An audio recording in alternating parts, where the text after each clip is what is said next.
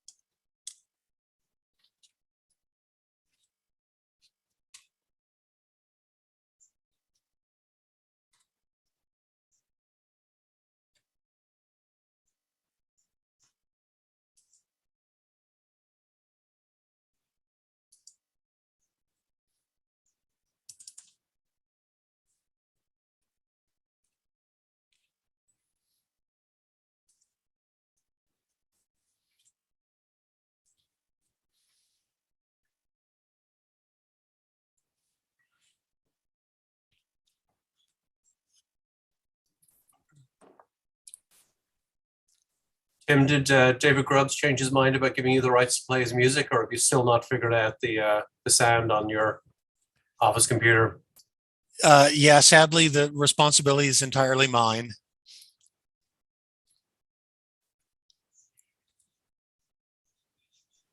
Okay, I think on the music, we have to know that we have varied tastes. So I hear you on that, but I don't have varied tastes. I only listen to John Coltrane. So as long as I am chair of faculty council, that's all we're going to get to hear. well, then I would appeal to you to play it softly. And fair enough. And really, the varied taste thing is real, because if somebody came and started playing music that you don't like, you know, even though you may not have power, you may be very distressed. So take that into consideration. I will. This, you know, I mean, I think we all understand at some point we are in fact going to move to in-person meetings again. So we'll see if that may or may not be before the end of the semester. But the problem of music before the meeting will be one of what to play in the auditorium while we're coming in. So long as the Coltrane is only 1965 and later. Okay, Michael, I'm not prepared to agree to that. So Fair enough, fair enough. Did we vote our attendance yet, Timothy, or not? no, I haven't turned that on yet. Okay, great. Thank you. No, we're discussing matters of great import to world peace, music.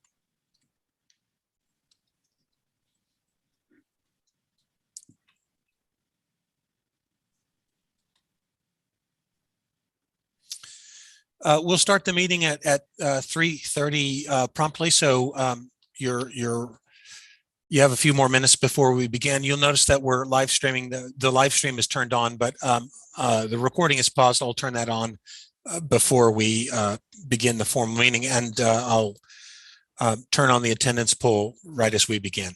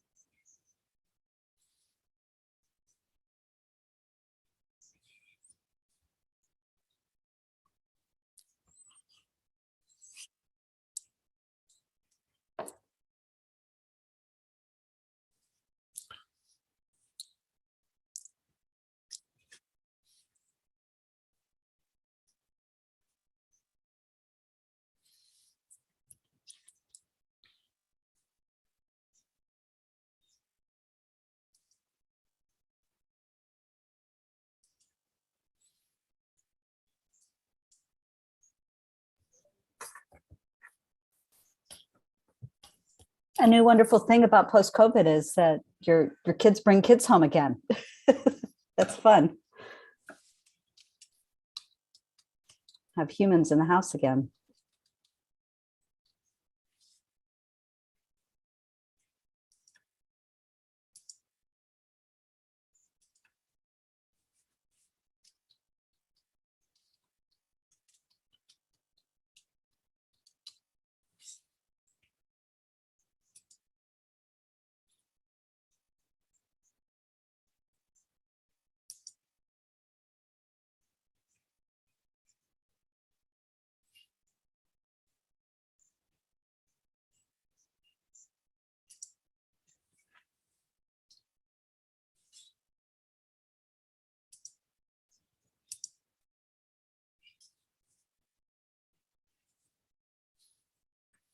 Okay, we'll begin in just a couple minutes.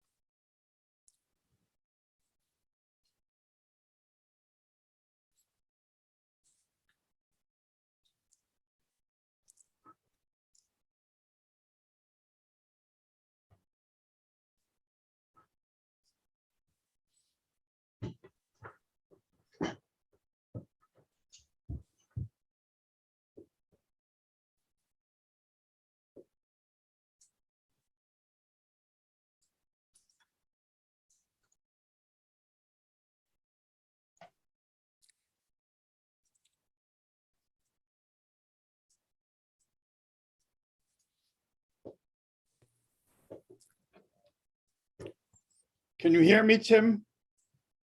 I can. Good. This took me 10 minutes to get in here. It's frustrating beyond words to describe it. I'm sorry about that, but I'm glad that you were able to join the meeting. Yes. As Chairman Mao said in the English translation of the title of Chapter 7 of the Little Red Book, dare to struggle and dare to win. But Thank you Yehuda, for we that. still can't see your face. There While Yehuda gets that figured out, I am going to call the March 15th meeting of Faculty Council to order. I'm going to start the recording. We are, of course, being live streamed as well. So do keep that in mind. And Christian, if you could continue to let folks into the meeting, I would appreciate it. Yes. Excellent. Thank you. By the way, if you are contacted by somebody who is having trouble getting into the meeting, if you could direct them to contact Christian, that would be probably the most efficient system. I'm not going to be able to continue to look at my email now that we're in the meeting itself. Okay. So as you know, again, we're meeting on Zoom. The meeting is being recorded and live streamed. I am going to open the attendance poll. So please take a moment to record your attendance.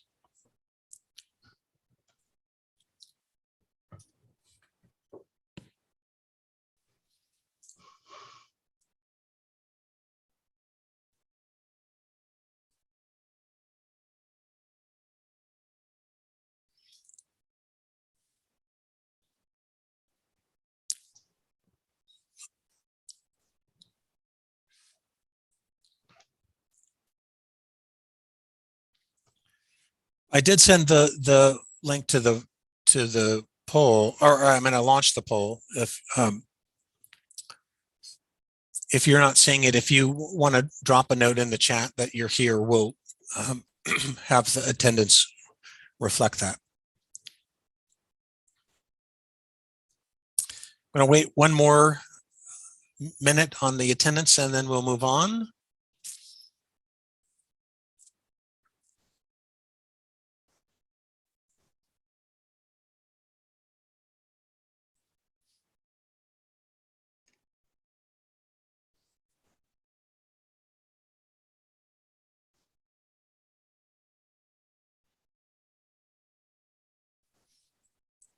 Okay, it looks like everyone has who's intending to has voted on the attendance. I'm going to go ahead and close that. Okay, next item on our agenda is the consideration of the minutes from February 15th. Those were included in the packet.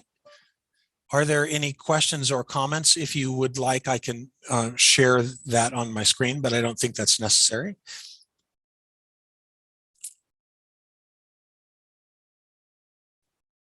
I'm seeing no hands raised. Again, if you wish to speak in the meeting, it's I can't keep an eye on the chat and the meeting simultaneously, so please raise your hand with the reactions function. I see no questions or concerns about the minutes, so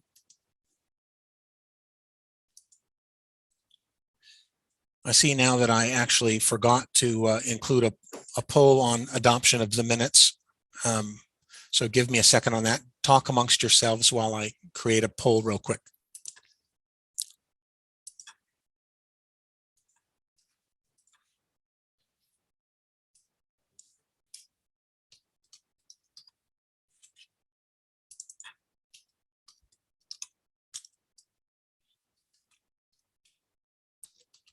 You don't need to do that if it's unanimous. If no one objects and no one abstains, you could just accept it as unanimously accepted. We hear from our parliamentarian. Excellent news, because I'm clearly not typing very fast. If I've asked if there are any concerns about the minutes, so hearing none, we can. Sorry, we can accept the minutes by acclamation. Very good. Let's move on. So a couple items from the steering committee. I wanted to first just make an announcement about the University Faculty Senate elections. We had the initial round for nominations. That has closed. We have a list of nominees. We are in the process of contacting the nominees to confirm that they're willing to stand. Not everyone has responded yet to that inquiry. So as soon as that's wrapped up, we'll launch the election. It will be available through the portal as always. So I will send a message out to the list when that's ready. If you have a message asking you whether you're telling you that you've been nominated and asking you whether you're willing to stand, if you would respond to that right away, that will help. The other item that we have from steering is a resolution on instructional mode. So I'm going to share my screen on that and tell you a little bit about that resolution.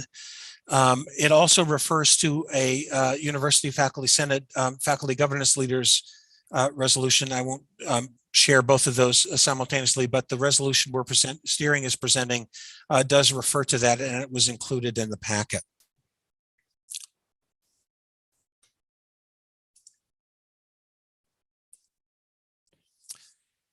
Okay, so you can see I hope you can all see the resolution on instructional mode.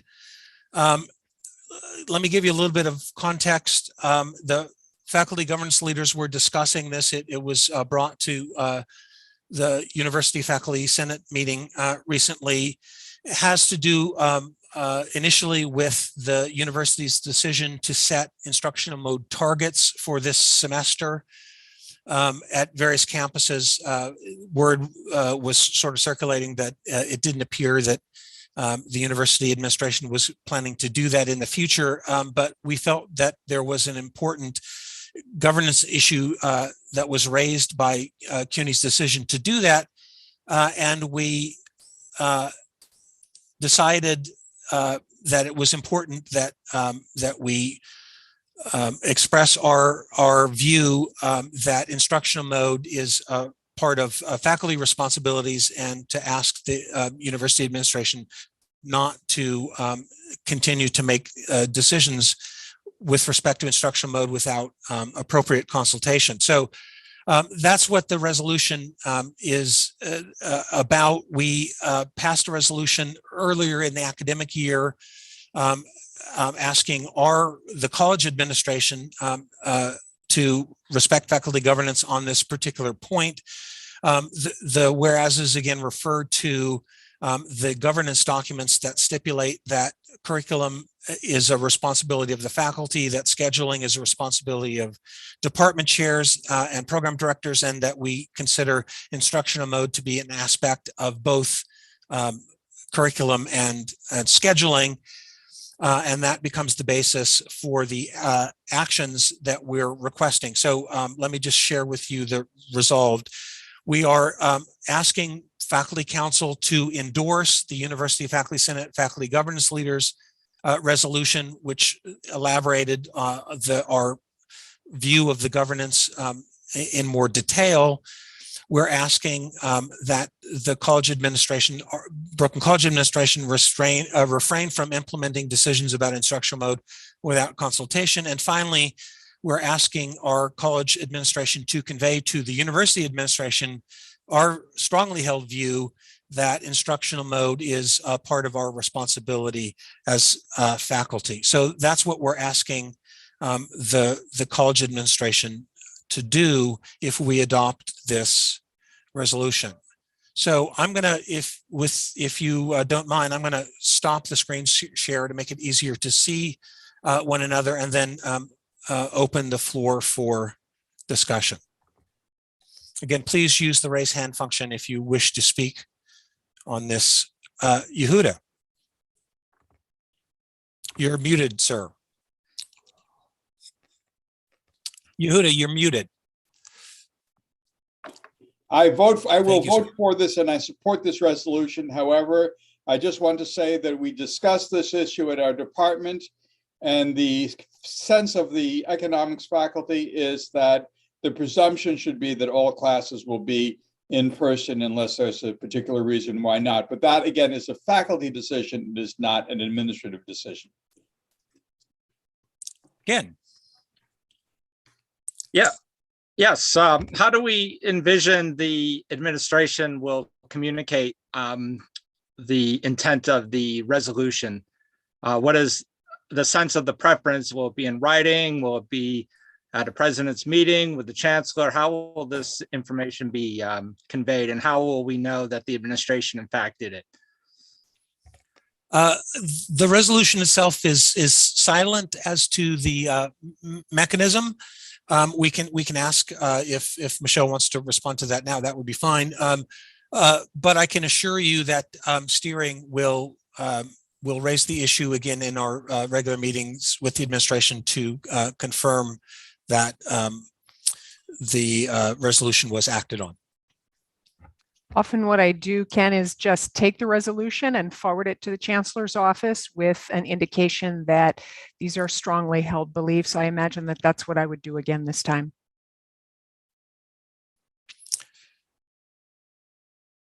Any other comments on the resolution?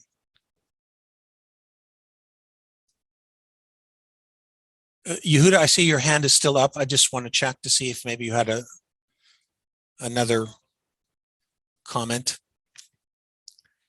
I'm seeing no additional hands. So why don't, if we're ready for a vote, why don't we proceed to the vote? Let me open that poll.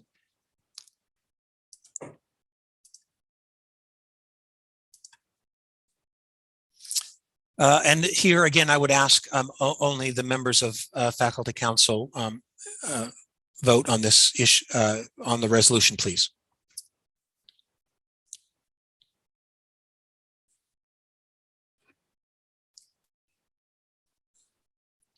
Tim, could I ask, were there two separate resolutions on in the queue for today's meeting, or is it just this one? It's just this one. The other one that was included was informational, since we're asking, steering is asking faculty council to endorse the faculty governance leaders resolution. I included that in the packet so that you could see what we're asking you to endorse. Thank you. You're welcome. Let me give you another 10 seconds to vote if you haven't done so already. Okay, thank you. Let me end the poll and share the results. The resolution is adopted.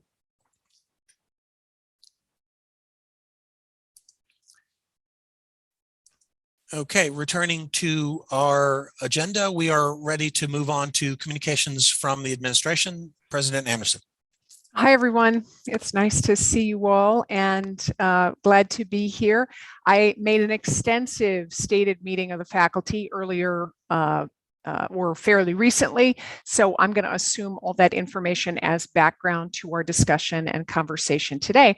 First thing I have is a message from the PSC that I also stated at CAP. The PSC reps wanted me to tell you as leaders of the campus that the faculty cannot do everything at once. They cannot do all things at all times. And I think that faculty members feel a demand to do all things at all times. I think staff members do. I just want to underscore that, well, what's kind of a corollary, which is the staff are also under intense demand right now. And they can't do everything at once and at all times. So I want to join the PSC in asking you to ensure that you are kind and compassionate toward your colleagues, whatever their position here at the institution at this time of really great transition and high demand. So faculty council steering had a number of items they wanted me to touch base on. So I'm going to go through what faculty council steering wanted me to talk about here and update you. We'll start with re-entering the community in person, that is the Brooklyn College community. This is related to, I think, the PSC's message. One of the members of faculty council steering said, we can't remember what we look like or how to act in person. And I think that's really true. It's going to take some time for us to adjust and get the hang of it again. We are seeing an increase in conflict on campus, sometimes at the gates, which presents its own opportunities for conflict, sometimes in expectations about how we conduct ourselves in person. I want to mention that the Safety Review Board, which is just a terrific committee right now on campus, is developing a training on de-escalating conflict. And once this is together, I want to really encourage people to take it. I think the more people on campus who are trained in how to de-escalate conflict, the better we'll all be. For now, I just want to underscore that we need to exercise real care toward one another again and try to show each other kindness and compassion. But more information on de-escalating conflict shortly. Second thing faculty council steering wanted me to touch base on was the strategic enrollment management process and where we are in that process right now. As I mentioned at the stated meeting, there are 7 strategic enrollment management groups that are working on our current enrollment challenges. They include enrollment growth and diversification, student success and advisement, reputation and morale, strategic enrollment intelligence and data, transfer student enrollment, immediate student yield, and communications. There are dozens of faculty members participating in these 7 groups. Many of you, I want to thank you all for your engagement and support. We're now in the process of trying to synthesize the work of these 7 groups and streamline things into a coherent plan. We hope to have the final plan. We will have the final plan by the end of this semester. So I'm excited about that. The third thing faculty council steering wanted me to touch on was the CUNY strategic roadmap, the larger strategic planning that the university is doing. It's been engaged in a university-wide strategic planning process. I'll read you a little bit from some of the texts that have been sent out about it, or not texts, but some of the text of emails that have been sent out. The new framework is designed to strengthen CUNY's ability to serve as the preeminent vehicle for equity and upward mobility. There are 6 subcommittees examining key themes, including creating a student-centered, equity-driven university, enhancing upward mobility and economic prosperity, nurturing the academic core, designing a research and innovation ecosystem, reimagining finance and infrastructure. Alan Gilbert sitting on that committee. He's the only one who's not a college president because he's completely awesome in his job. And he is at that committee right now. So that's why he's not with us. And the last committee is promoting college differentiation and university integration. So CUNY has an outreach plan for how it's proceeding through this. It's not totally clear to me about where they are in their staging of this process. I know that we have a new provost at the university. I'll talk about that in a moment, but there may be opportunities for input. I understand that there are going to be certain town halls that are held at in different spaces. So if I hear about those opportunities, I will try to let you know about them and send them your way. Next thing steering wanted me to talk about was the new Executive Vice Chancellor and Provost, Wendy Hensel. She starts on June 1st. She's an expert in disability law, policy, and ethics. She served for more than a decade in academic leadership at Georgia State, including as provost there. Georgia State, you may know, has been lauded as one of the most innovative universities for student success. I had the pleasure of meeting Wendy during the search process and was very pleased that the chancellor selected her for this important post. So I'm excited to work with her. I feel like I have a little bit of a head start, having already met her and spent a number of hours with her. So I think we're in good stead. Next thing steering wanted me to touch base about was masking and signage. As you know, mask mandates have been lifted across the city and state. Under new CUNY rules, masks are optional in CUNY buildings, so faculty may not require students to wear masks in their classes. We will continue to have face masks available at the gates and in offices for use. Now, if the conditions of the pandemic change, those rules around masking will also likely change. But because masking is optional right now, there should be no shaming one way or the other on that issue.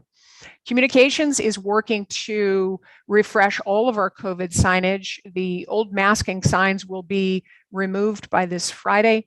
Many signs, however, will remain in place, including the welcome banners at the gates that encourage masking. The wearing is caring wall and lawn signs that just sort of say wearing is caring generally. Signage on how to report positive cases with an admonition to stay home if you are sick. Hand washing encouragement signs, hand sanitizer encouragement signs, and then also some modified mask usage signs. Their communications is not totally finalized what the language might be, but we're looking at 2 signs that are possible. One is a sign that says there are many reasons to mask with a number of different people. One person says, I am at higher risk. Another person says, I was recently exposed. Another says, I'm still getting over COVID. Another says, I live with vulnerable family members. Another says, I prefer masking for safety. And then the tag line is support and respect others' decisions to mask. So that's something like that they're putting together. And then one that's a little punchier, a little shorter. I like it. Masks are optional. Respect is mandatory. So if you have ideas about how we might communicate in the place where we are right now, feel free to send me an email and let me know. And if it's good, I'll pass it on to communications. Next up is steering wanted me to touch base on the war in Ukraine and talk about our students and how they are affected by it. We've reached out to all international students from Ukraine and offered them support. They're all safe. We learned of one Ukrainian US citizen who was in Ukraine at the time of the invasion, and we offered guidance. He is now out of Ukraine. We also provided guidance to assist his fiancée, who returned with him to the States. We also provided financial assistance to another Ukrainian student who is here, but had immediate family back in Ukraine who are no longer able to provide financial support. If you as faculty hear of other students needing assistance, please notify Student Affairs immediately, and we'll try to respond. Folks have also asked sort of in general, what can we do, both for students of Ukrainian heritage, but also for many others who feel very triggered by the war that Russia is waging on Ukraine. So I want to just underscore that we have mental health counseling services. Please reach out and refer students there. We have completion grants, which I've talked about a number of times. We have also emergency funding grants available. Those are two different kinds of grants. The Immigrant Student Success Office is offering workshops on Thursdays from 1 to 2 called Support Without Borders. And then there's also a teach-in on Russia's war in Ukraine next Monday, March 21st at 6 p.m. And I would encourage folks to attend. Does anyone know how we can find the link?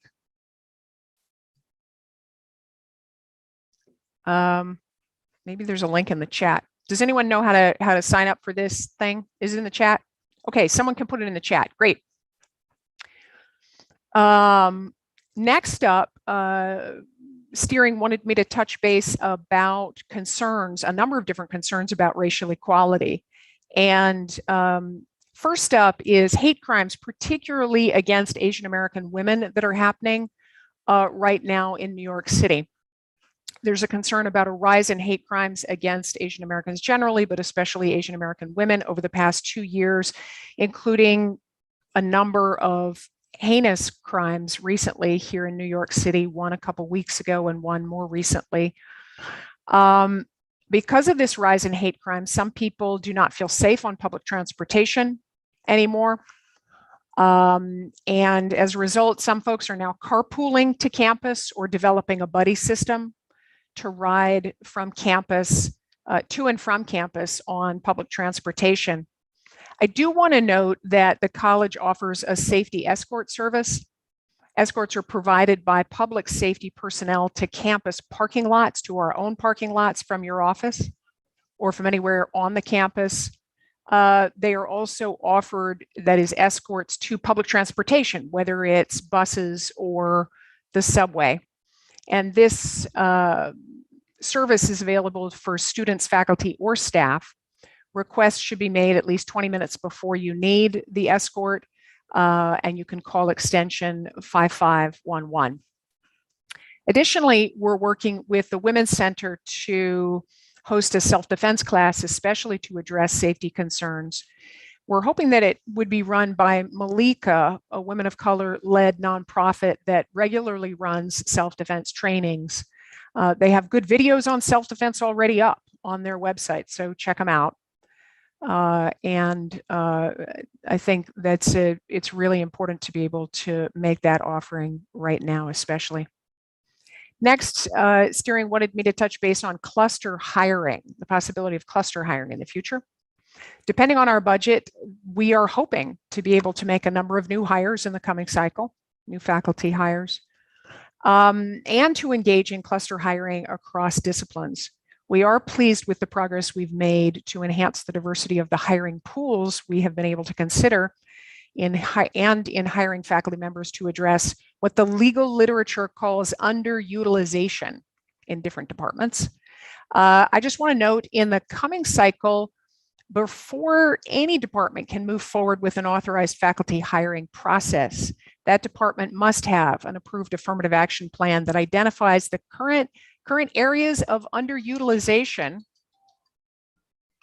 in the department itself. In other words, specific to the department itself, the underutilization in that department specifically, and develop a plan, offer plans for how to enhance the hiring pool to address that underutilization specifically. We also believe that cluster hiring of faculty will make a positive difference in our yield. Once we know our state budget, we'll be able to really plan how we will be able to go forward. Next up that steering wanted me to touch on is collegiality and respect among faculty members. We continue to receive complaints about this issue, particularly from faculty of color. We've tried to address the issue of how faculty interact with each other through a series of anti-bullying trainings, diversity and equity trainings, implicit bias trainings, and where there are specific allegations, through formal investigations and referrals. I will note that most of these complaints don't rise to the level of something that would violate CUNY policy or federal or state law, but they're still extremely important. And the issue of respectful treatment still needs to be addressed. Now, the implementation team for racial justice and the Anti-Racist Coalition worked together to develop an RFP for an outside consultant to address just these kind of climate or culture issues on our campus, but the RFP received no responses. We are open to revising the RFP and issuing it again if folks think that might be useful. Certainly are interested in your ideas on that. Faculty Council steering has indicated that it wants the administration to refer matters of general import across the campus to Faculty Council committees wherever it can. We all are working to try to be more collaborative on these and other issues going forward, and I'd love to refer this issue to a Faculty Council committee to develop additional strategies to enhance faculty respect for one another across difference. Look forward to talking to you about that. The last issue that steering wanted me to touch base on is about racial equity gaps in student performance. As part of our own strategic plan, we're in the 4th year of our strategic plan, we're working to decrease student performance gaps between white students and students of color. Anytime there's a performance equity gap, we need to do better as educators. Anytime. The gaps indicate that we, as teachers, as faculty members, need to change. The good news is that we've seen that training helps, and it can be, training in effective pedagogy can decrease equity gaps. So that's exciting. We were making good progress to decrease racial equity gaps until the pandemic hit. And what we noticed was that the exclusively online teaching exacerbated racial equity gaps in performance as well as DFW rates. That is the rate by which students are getting a D in the class, failing the class, or withdrawing from the class. But the issue of racial disparity is not just a matter of these statistics. Some students of color report that they sometimes encounter faculty expectations that they're not cut out for the work of the discipline, especially if they're transfer students. So we shouldn't confine our discussion of racial equity gaps to the data without also talking about the larger factors that may contribute to it. I believe we need to listen to these students and to these faculty members and discuss these issues across departments and disciplines. I would ask Faculty Council to assign the matter to a committee or to otherwise spearhead a series of conversations among faculty about these issues. So the last thing I just want to mention is that there's a We Stand Against Hate lecture tonight at 6:30. Brooklyn College alum Jai Chakrabarty, or Jay Chakrabarty, I'm not sure which it is, will talk about the inspiration and influences that led to his award-winning novel, A Play for the End of the World, which recently won the National Jewish Book Award and was longlisted for the Penn Faulkner Award. All right, I'll open it up. Or Tim. No, that's fine. Please again, raise your hand if you have a question for the administration. I wanted to mention just very briefly in response, Michelle, thank you for raising these issues, and steering is discussing a mechanism by which we can, as faculty, engage with the issue of anti-racism more substantially next year. So I imagine that we will be convening a ad hoc committee to gather information and suggest strategies that and initiate conversations that we can have. I know some departments have been having these discussions within the department, but we need a mechanism to talk more broadly. And so steering will be bringing a specific proposal to faculty council for action on that item next year. Carolina. Thanks. Thanks. A couple of things. One is I just wanted to offer a little more context. Thank you, Michelle, for issuing that statement about how we can't do all things at all times. That came out of a labor management meeting because a lot of faculty and staff are experiencing a huge amount of speed up. That looks like being on multiple Zoom meetings at the same time, being asked to constantly switch between Zoom and in person as we're in this transition period, working out of title, working 2 jobs for your 1 job, all kinds of things, right? And so we communicated to the administration that we recognize that we're in a transition period, but that it's not sustainable for us to continue along that trajectory, that it's not healthy for us as individuals, and it's not healthy for our students either. Nor is it the expectation, nor should it be the expectation that we are constantly available. So just wanted to put a little more context to that. And the second thing I wanted to say is on the RFP, the Anti-Racism Coalition actually got some feedback from some of the places where we sent the RFP.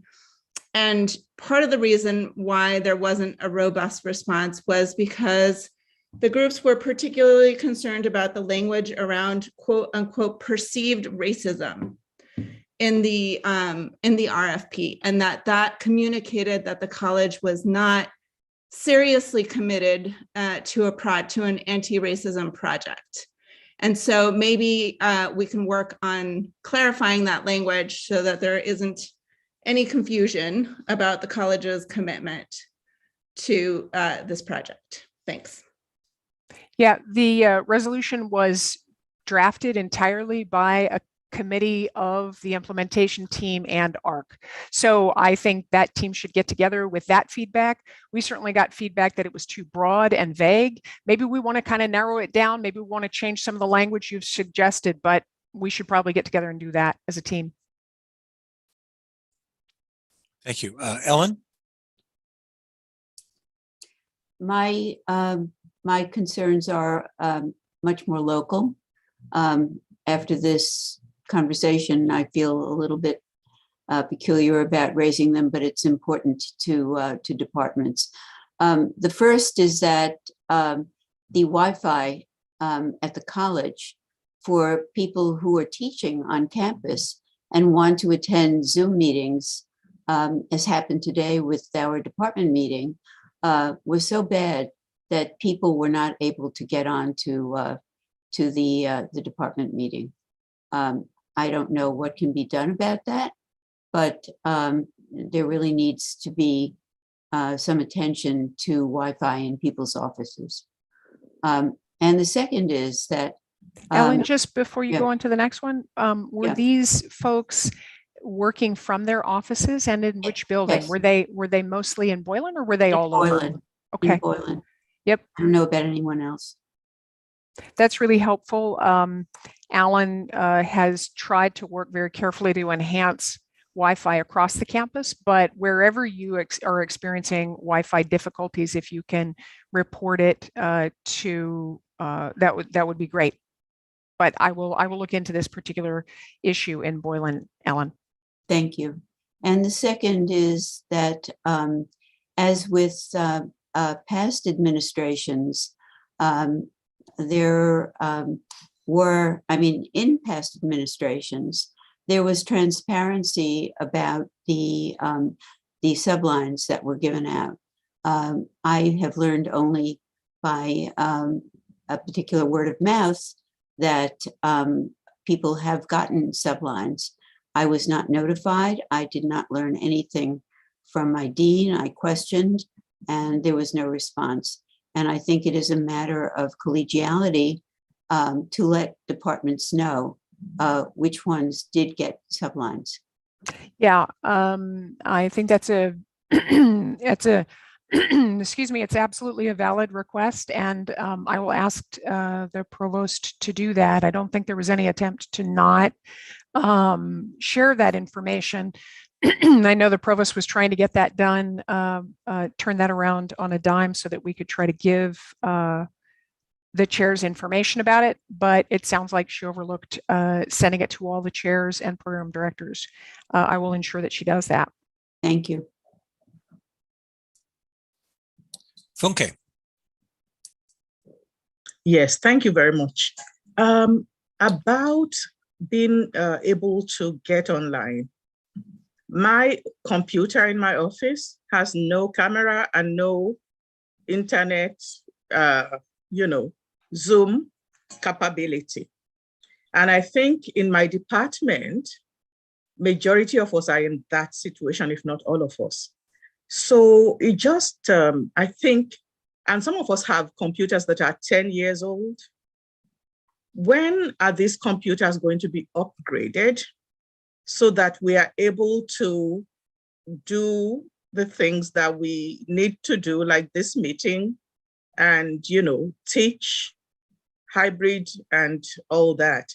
Plus, there is, we're talking about hybrid capacity. And I think I know about 2 hybrid possible classrooms. Are there more? So those are both really important points. I think Alan has mentioned repeatedly that we've bought cameras. So we have lots of cameras to pass out so that everyone's computer is set up correctly. If I don't know what the mechanism is because he's not here right now. Maybe Amir is here and can put in the chat how folks can reach out and where they can get support, both the cameras themselves and tech support to set them up, with the tech support to set up Zoom on their computers. Yeah, Amir says just reach out to the help desk. In terms of did you have something? Yeah, Okay. the age of these computers, 10 years, it's unreasonable. So even if we set up all these cameras and stuff, if you're using a 10-year-old computer, you're going to have challenges. So I think we need to kind of do a needs assessment thing where we see where we are with these tools that we need to use. Yep. And go beyond just giving us cameras and putting the Zoom on, because problems occur with older equipment because they're not set up for all this, newfangled stuff. Yep. I agree. I believe that there has been an assessment of the age of computers and that they're on a sequence to be enhanced over time based on how old the age of the computer is. During the pandemic, we did not have someone who was leading IT. And I think we now have leadership in that area and are excited to move forward in that area. So I hear you. We do need to upgrade the oldest computers and ensure that they're entirely functional, particularly for the needs that the faculty have these days. Second thing I'll say is you asked about hybrid classrooms. They cost an enormous amount to build. We have, I believe, 2 fully hybrid spaces. But I don't know what the plan is across CUNY for the development of additional hybrid spaces. We're grappling with some of the same things that you've articulated, Fonke, which include trying to deal with aged infrastructure and upgrade and repair that aged infrastructure, and also make appropriate super high-tech infrastructure available as well for faculty and for our students. So it's a balancing act. We're trying to do it all, but we do have new leadership there in Amir and are excited to move forward. Thank you. Eddie? Yes. So thank you. I just want to add something to what Funke said about the issue with updating computer. I think that it would be important if we can have a survey, because the problem with computer that are not updated has more to deal with those colleagues who are using Windows and not with those using Mac. So I think the college doesn't have like a problem of computer, because if you want to loan a computer, you can do that via the website. So it will be important to have a survey to know the faculty preference in terms of, do you prefer to use a Mac or do you prefer to use a Windows? So, and that could be important to buy new Windows, update new Windows to faculty who are using Windows, because for those who are using Mac, there is not such problem, because the university, the college buy more often iMac or Mac for faculty. This is the only suggestion I would like to make. I very much appreciate the suggestion, Jean-Eddy. It sounds like we've got some surveying of faculty to do, both on the age of the computers that are being used and in terms of preferences. Okay, I don't see any additional hands up. I want to, I guess, exercise my prerogative as chair just to make one last a comment for Michelle. I appreciate your discussion of the cluster hire. I want to encourage us to be bold on this particular point. I think for me, I see this issue as a rate of change problem, and I think we're doing good. We're making deliberate decisions, and we're increasing the diversity of our faculty, but it isn't happening fast enough. And I think I'll speak for myself. I want to be alive when the faculty are as diverse as our students. And so for that to happen, we have to be bold in the way that we think about faculty hires over the next few years or so. So thank you for that. Let's move on. Oh, I'm sorry, Michelle, if I made a comment, you feel free to respond if you wish. I appreciate that enthusiasm, Tim. I really hope that our, I'm very hopeful about and continue to lobby for an excellent budget. We have been doing very good work in terms of hiring diverse faculty, but the ends, that is the number we have been hiring, has been very small. So, your rate of change comment is absolutely correct. And hopefully this new budget will give us more bandwidth. I do have to leave in just a bit. It's not meant to be disrespectful. Ordinarily, I stay for the full faculty council, but I have another meeting with other senior college presidents in a bit. So just wanted, if anyone has anything last that they want to say, that'd be great. And if not, thank you, Tim. Thank you. I don't see any additional raised hands, so we'll move on the agenda to the list from the Committee on Committees. Sharona, let me know if you would like me to project the list. Yes, please do. While Tim's getting that up, I want to first thank the library and especially Mariana Regalado for helping us put up the survey, which I know everyone's gotten links to multiple times, so bear with us, but I hope you are filling it out for committee service next year and encouraging your colleagues to do so. If anyone has any questions about committees or possibilities for next year, feel free to reach out to me or anyone else on the committee for committees. Yeah, we had some success filling we have two needs on course and standing, and I particularly want to thank, and please thank him in the chat as well, Herman, for stepping up and agreeing to represent the School of Education here, which was a vital need. So we have one person, one vacancy filled, but we have another one and nobody from HSS. Committee I know has been trying, no success so far. If Irina wants to speak as chair to talk about what that committee involves and just make a plea, but there aren't that many weeks left. If someone's willing to step in for these few last weeks and help the students, it would be of a great use. Do I see something in the chat? Looks like Liv said yes, that she would do it. If I can make it time-wise, I'm always happy to serve on course and standing. It's very important for our students. Yeah, so Irina's welcome to, I think, speak if she'd like to. It's Thursdays at 11. They're meeting for 1 hour online.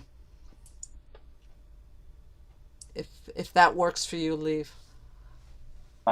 It's the day I spend with students in an archive doing firsthand immersive learning experiences. I'd have to see if I could move my students in the archive to another day, but I'd really like to. Maybe fall. So we'll check you out for next year, for next semester. Then. Yeah. Thank you for even considering it. If anyone else, so I will throw it open if someone wants to, but we will need to vote on this as is, in any case. So any nominations? Any other nominations, I should say. Thanks again. Let me reiterate Sharona's message there. This is a vitally important committee, and it is really unfair to ask the current members of the committee to continue to do that work shorthanded. So I realize that this is a big ask, but it is just for the remainder of the academic year, and it would make a huge difference in order to be able to continue to provide the best service possible to our students. So I'm going to ask all of us to take a moment of reflection, particularly those of us in HSS, to see if we can't get another nomination while we're here.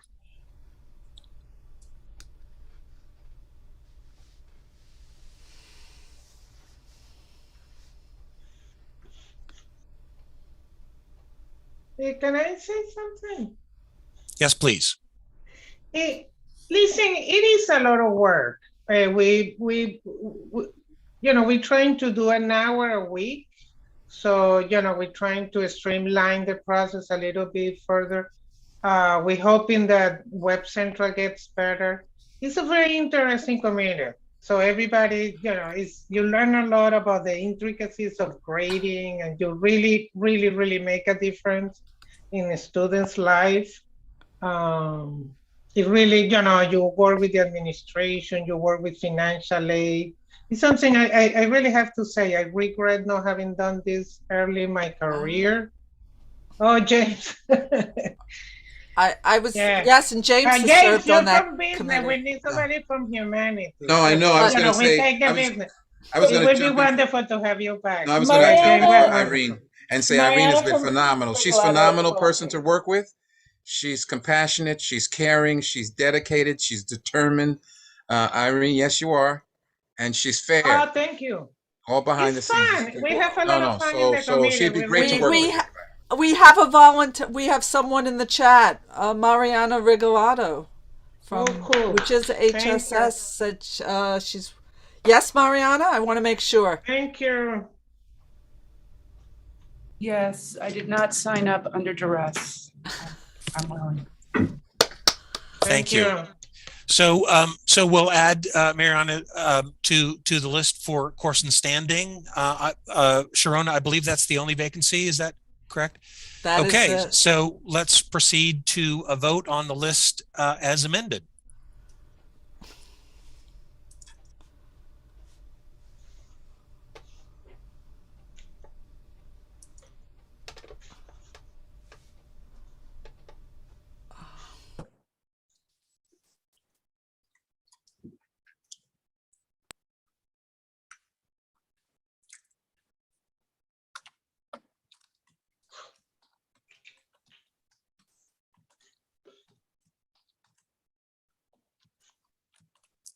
Okay, it looks like everyone who wishes to vote has voted. And the list is adopted. Thank you, everyone. And thank you, Mariana, in particular, and Herman for stepping up. We now move on to our most important business of the meeting, the vote on the consideration of the degree list, list 2021/9. Professor Stanachenko can't attend the meeting, but has assured me that the committee has reviewed the list and found everything to be in order. If there are no requests from the floor to amend the list, let me jump to the resolution there. I will ask us to consider this degree list. Resolved that the Faculty Council of Brooklyn College recommend to the Board of Trustees of the City University of New York that the Board of Trustees of the City University of New York grant to the students named below the degrees indicated.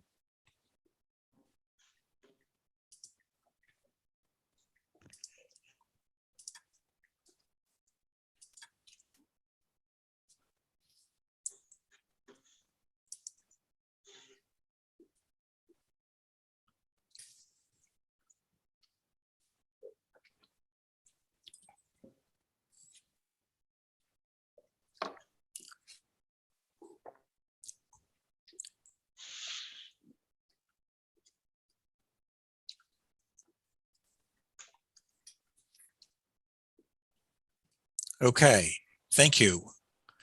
In that poll, share the results. The degree list is adopted. Students will be pleased. We now move on to the second most important thing we do in this meeting, and that is the consideration of the curriculum. We have a new curriculum document from the Committee on Undergraduate Curriculum and Degree Requirements. Professor Gonzalez, are you with us? Would you like to present curriculum document 418? Yes, sure. Rennie, would you like me to share? Yes, please. Okay.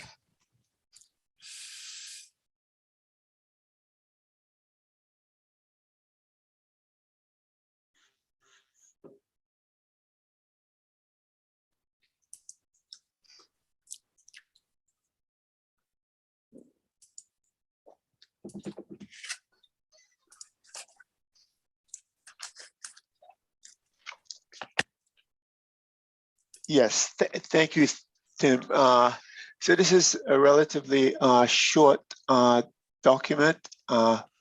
We have 5 changes in degree programs, 1 new course, 10 changes in existing courses, and 1 special topics course. So are there any questions? Any questions about any of these documents? Jillian. Yeah, I want to just make a change that's very minor.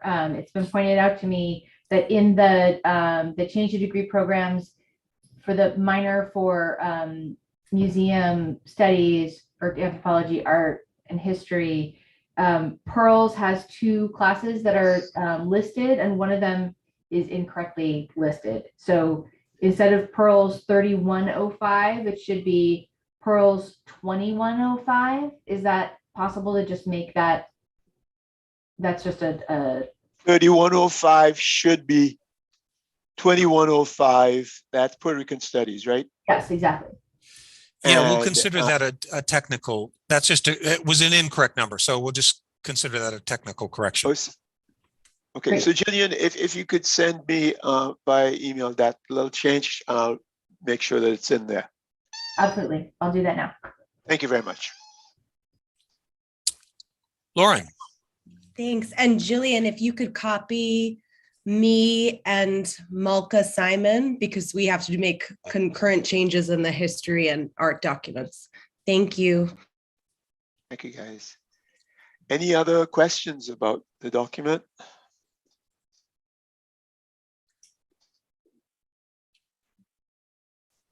Okay, thank you guys very much. I don't see any other hands, so let's proceed to the vote. I'll stop my screen share and launch that poll.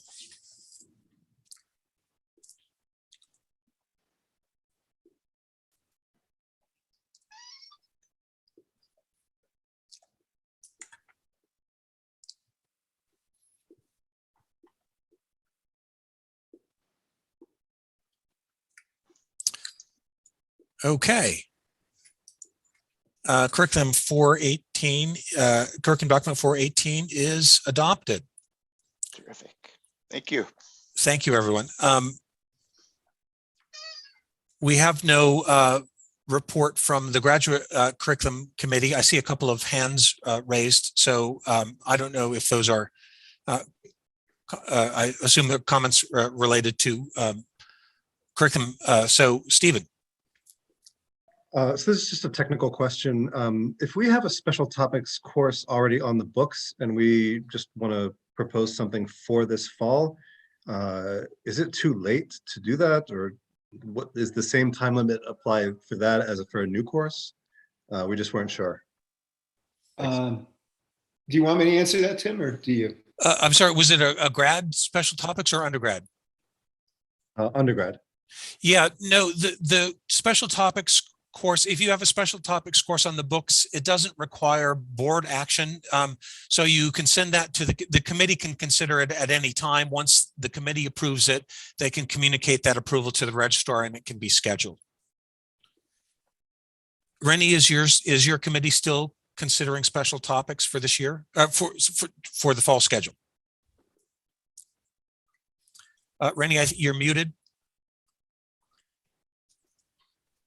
Yes, Tim, we'll put it in the next document if we get it. Okay. Lauren. Hi, yeah.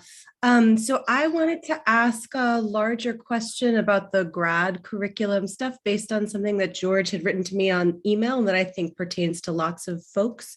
And George, if you want to clarify anything I get wrong here.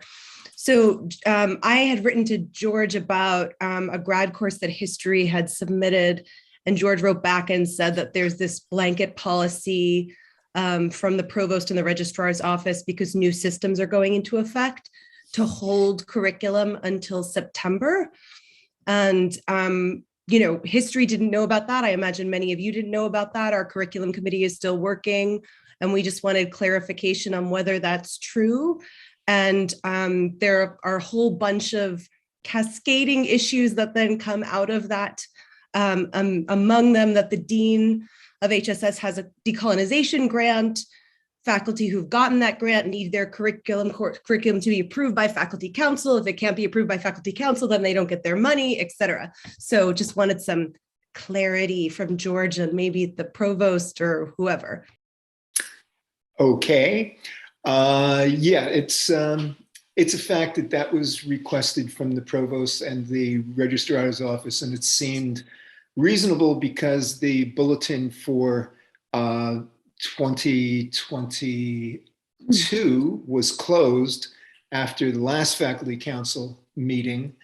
All we were going to do is corrections. We didn't see any that qualified as just corrections at that point.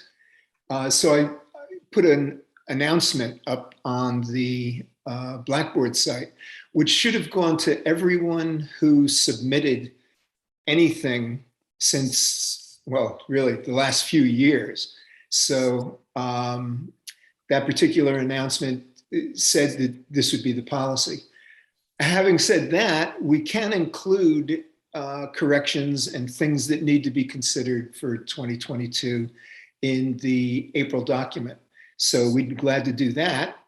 Although the general idea that if it's going to be for the 2023 document, you might as well hold it off until September because it's going to get lost in the shuffle with these new systems coming in.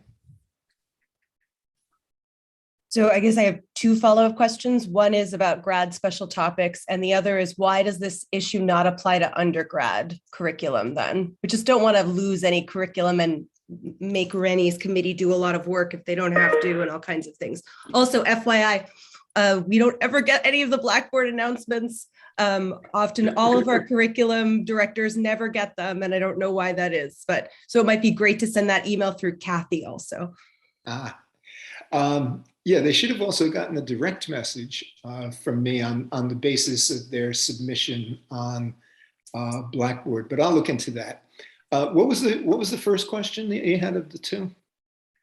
Two questions were, we have special topics for the summer that we need to approve for grad, and then two, so summer 2022, and then two, why is this policy applying to grad and not undergrad courses?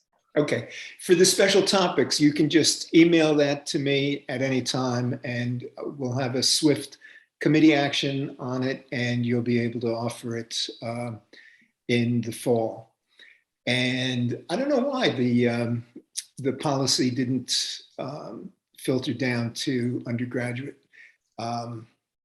Rennie, did you hear from the registrar and the provost about the new systems going in and a request that anything for 23 would be saved until the September meeting? No, I did not notice that, but I will review it and find out about it. And I'm assuming that it will also apply to undergrad. I can't imagine why it would. Yeah, I will promise to look into that, and I will share a message on the faculty council list if there is in fact a request to hold off on new curriculum until September. Again, just to remind everybody, corrections can still be made. New materials should wait, but the committees can consider special topics proposals as we go. Jennifer. Yeah, I just wanted to note it. I've written to Jillian. There's one class that should have been included in the museum studies. I think it can be done afterwards. One of the EESC classes. It was a bear, I'm sure, for Kelly to pull together. It's a fabulous minor, but we're hoping that can get added subsequent to this approval of the minors class. I can speak to that. Anyone who wants to add classes to the museum minor can submit them once the minor is official. So that would be once in fall of 23. Okay, but well, we submitted it to Kelly it like should a month be ago. there. We added it to the document. I think it might have been overlooked, so I just wanted it. I'm not seeing it in the document, so that's why I was bringing it up now. So we added it ahead of time. Rini, Okay. I don't think that's an issue.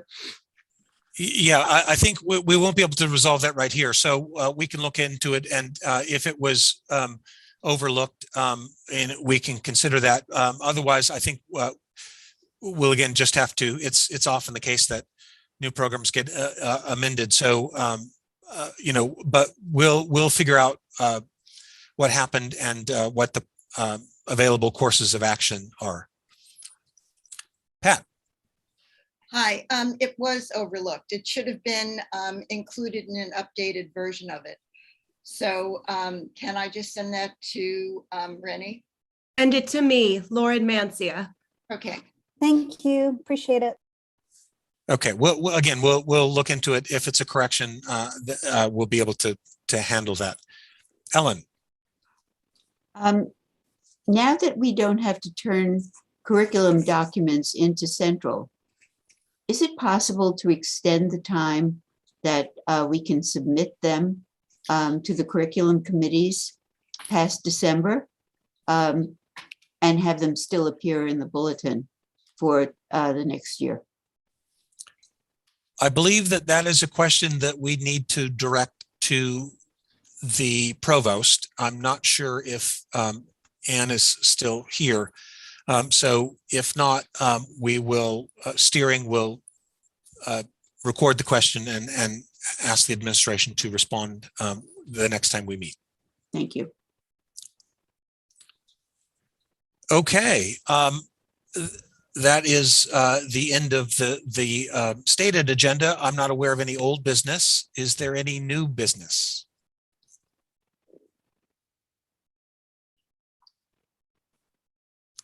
Seeing no hands raised, now would be an appropriate time for a motion to adjourn. Moved. Thank you, Steve. All in favor? Excellent. Thank you very much, everybody. I will see you again at our meeting in April. Thanks, Timothy. Bye-bye. Thank you. Bye.